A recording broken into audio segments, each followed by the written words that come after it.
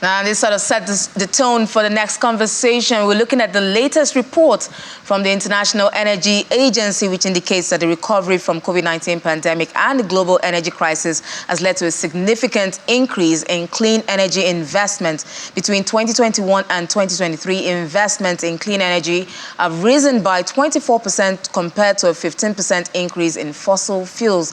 Now, in 2023, it's estimated that approximately $2.8 trillion will be invested in energy. Of this, over $1.7 trillion is allocated to clean energy.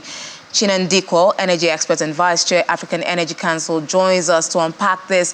Chinan, good afternoon. According to the IEA reports, for every $1 spent on fossil fuels, $1.7 is now spent on clean energy. 5 years ago, this ratio was 1-to-1. What factors have contributed to this rapid increase in clean energy investment in such a short time? Can you tell us? Thanks for having me, Will, and an absolutely important question here. So the clean energy wave has been happening for a while. It's not been very obvious for lots of people, but I think you go back to 2015, there was a massive increase in clean energy investments after the downturn, the oil downturn of 2014. And you're absolutely spot on.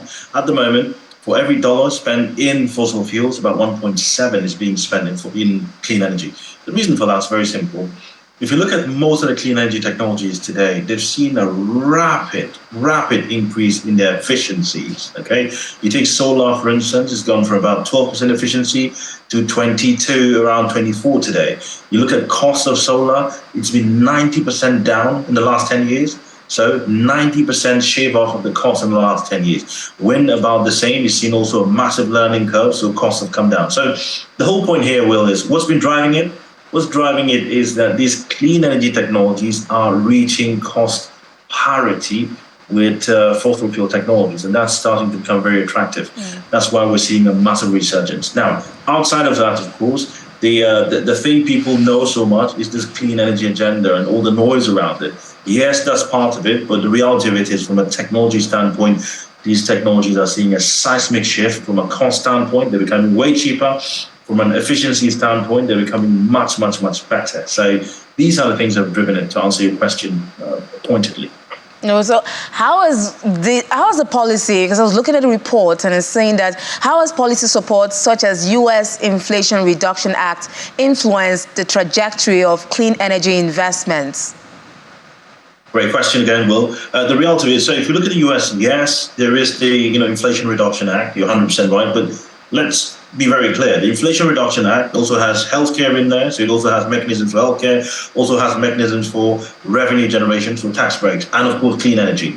I think the real winner here is actually the EU Green Deal. The US are moving in clean tech, correct, but they're not the leaders in there. They're more laggards in that space. They're still investing massively in fossil fuels. The real winners, the real people driving innovation, new technology in green investments, is actually the EU. So you go back to the Green Deal, the EU Green Deal, released in 2020. So they started with, the EU Green Deal. It gave massive tax breaks from a policy standpoint, put lots of, key levers that enable investors to come in and invest and R&D to happen. And that's led to a very positive outcome for clean energy. So what are the implications of this? I'm just, trying to think about countries that depend on fossil fuels. What are the implications of this shift for countries such as Nigeria? We saw that report where you're saying Nigeria needs to start refining more. But what will happen if this shift keeps going on? What will happen to countries like Nigeria who rely on fossil fuel? Absolutely. Thanks for that question. So this is the catch, and I think this is where Nigeria needs to listen very attentively, okay? You go back 10 years ago, you go back 5 years ago, fossil fuels in terms of their pricing, much lower, renewable energy cost, and, clean energy much higher. Today, we're seeing cost parity. So these are starting to reach cost parity together, okay? So from a cost standpoint, they're starting to compete.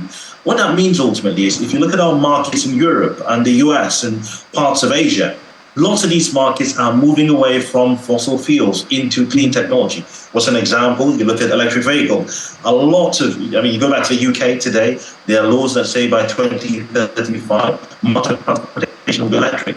You go to Europe, exactly the same. So what that means for an oil supplier like Nigeria here is this, that if we're not careful, a lot of our oil supplies will end up being stranded.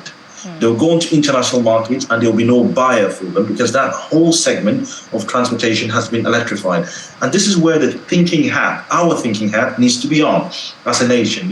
Lots of the regulators need to start to think, what can we do? How do we start to diversify? How do we start to invest in clean tech? What needs to happen from a policy standpoint? There's a big risk that as an oil supplier, we might lose that position. And of course, there are alternatives. Hydrogen is really massive.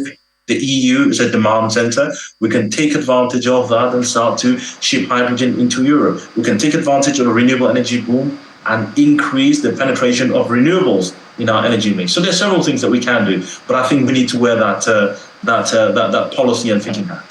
Thank you so much. We do need to wear that thinking hat. It's time to, put the right policies in place and implement them. Very important. Thank you so much, Chinan Dikwa, Vice Chair, African Energy Council, for sharing your thoughts and perspective on the program.